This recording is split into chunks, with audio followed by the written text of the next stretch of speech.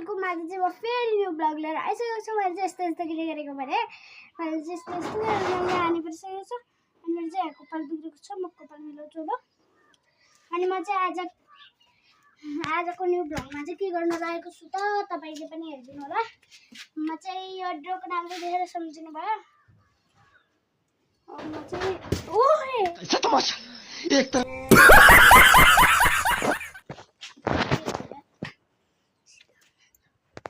Guys मैले चाहिँ ड्रोको नामले नि बोकिसकेको छु क्यारेटले।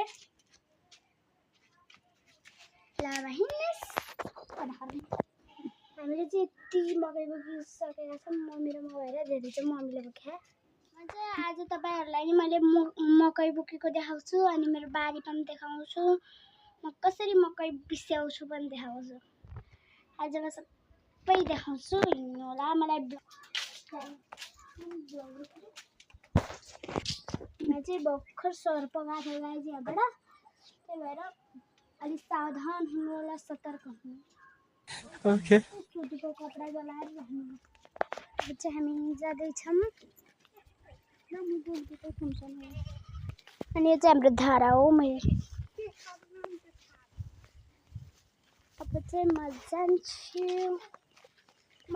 हाम्रो घरमा के यो सुत्दा चाहिँ 2 चोटि सर पाइसक्यो। त्यही भएर सावधान हुनु होला, सतर्क हुनु होला। योभन्दा पहिलाको वर्ष पनि आयो, अहिले पनि आयो। हाम्रो घरमा त सर पाइरहेको छ।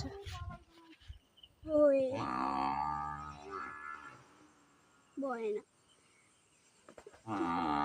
मैले चाहिँ भर्खर उता गएको थियो।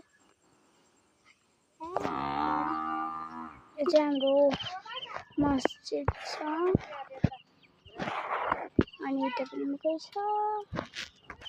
अब चाहिँ मम्मी चाहिँ एक लट पुऱ्याएर आउँछ अनि हाम्रो आमा र म चाहिँ तल गएर अनि अर्कोचोटि मम्मीसँग सँगै जाने हो। अब चाहिँ हामी जान्छौँ। गाइज हामी चाहिँ अब तल जान्छौँ। छपक्क गर्नु पऱ्यो। यहाँ चाहिँ पानी छ मुलको। यो चाहिँ हाम्रो स्पेसल ठाउँबाट आउँछ क्या, अरू गाईबाट आउँदैन। स्पेसल ठाउँ होइन क्या, यता एकचोटि लुगा अरू मात्रै गएको स्पेसल ठाउँ मात्रै आउँछ नि। त्यो ठाउँको नाम हो आकाश।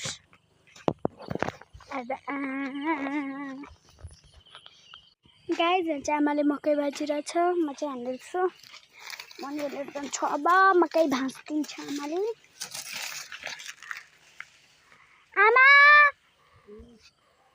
म चाहिँ अब आफै मकै भाँच्न लाग्छु। सबै मकै भाँचिसक्यो जाऊ आमाले। गोड अनि हाम्रो बारीमा चाहिँ घोटी जानु पऱ्यो। म पनि गएको भाँच्न। अब मम्मीहरूलाई मात्र कति दुःख दिनु र, आफू पनि त केही काम गर्नु पर्यो भनेको। मात्रै कुटै खाइहाल्छु।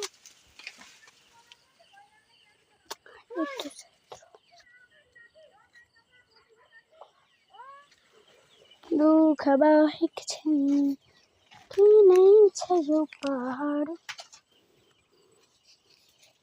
हेर्न सक्नुहुन्छ हाम्रो बारी। एकछिन चाहिँ मैले चुप लागेको थिएँ किनभने ओ दाइ भनेर चाहिँ के भएर म चाहिँ कति बोक्छु अहिले पछि तपाईँलाई देखाउँछु। गाइज म चाहिँ उठिसकेको छु। अब चाहिँ म चाहिँ बाटोमा छु। मेरो चाहिँ भारी पनि लस्टी भारी भयो।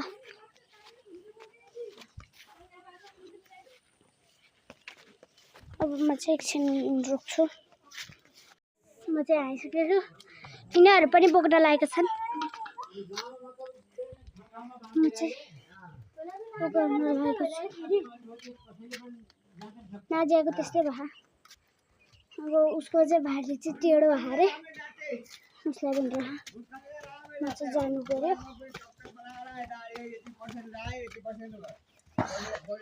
दुख्यो घाँटी।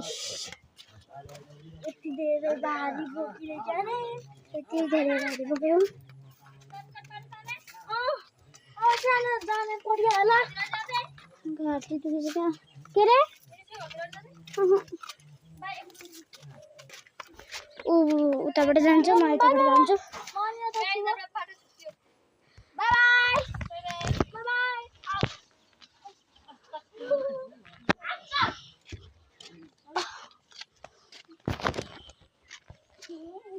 हेर्नु त यो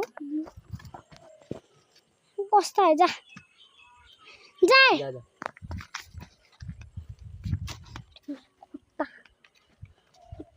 एकदम म चाहिँ अब जान्छु म चाहिँ यहाँनिर आइपुगिसकेको छु म चाहिँ अब घर पुग्छु है त गाइज म चाहिँ आफ्नो घर पनि टेलिपुट भइसकेको छु अनि यहाँ चाहिँ हामीले सबै मकै बिसाइसकेको छौँ अनि यहाँ चाहिँ आमा छ अनि यहाँ चाहिँ मेरो प्यारो पाठी छ मेरो चाहिँ फेभरेट पाठी पनि छ तर त्यो जो होइन कति भोलो चेहरा छ यसको चाहिँ नेहरा नेहरा यसको नाम चाहिँ मेहरा हो म चाहिँ अब झाडु साडु लाउँछु म चाहिँ अब झाडु लाएर ब्लग बनाउँछु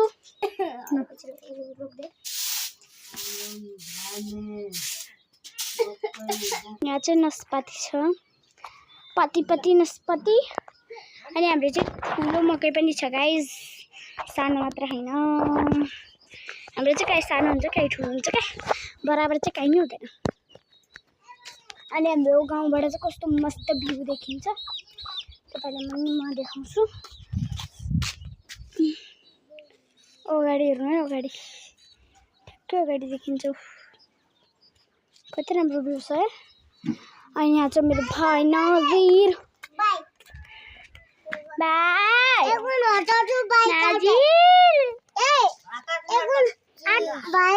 जी जी यो चाहिँ मेरो जुने दो यो चाहिँ आमा अनि यो चाहिँ कान्छी हो अनि म चाहिँ यहाँ ओल्ड टुरमा जानु भोलि चाहिँ म मामा घर जान्छु भोलि चाहिँ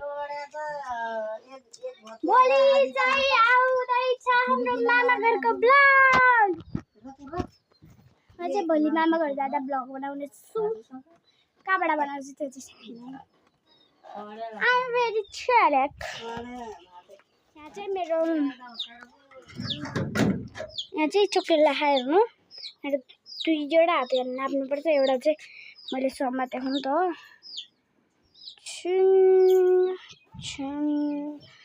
यस्तो हो क्या 3 2 1 र हातको छाप लाउनुपर्छ क्या मेरो लागि चाहिँ अझै क्याम्पा पत्ताल पनि हामी फेरि क्याम्पा भन्नेहरू क्या मेरो क्याम्पा चाहिँ साँच्चै नै कहाँ पुग्यो मसँग क्याम्पा थियो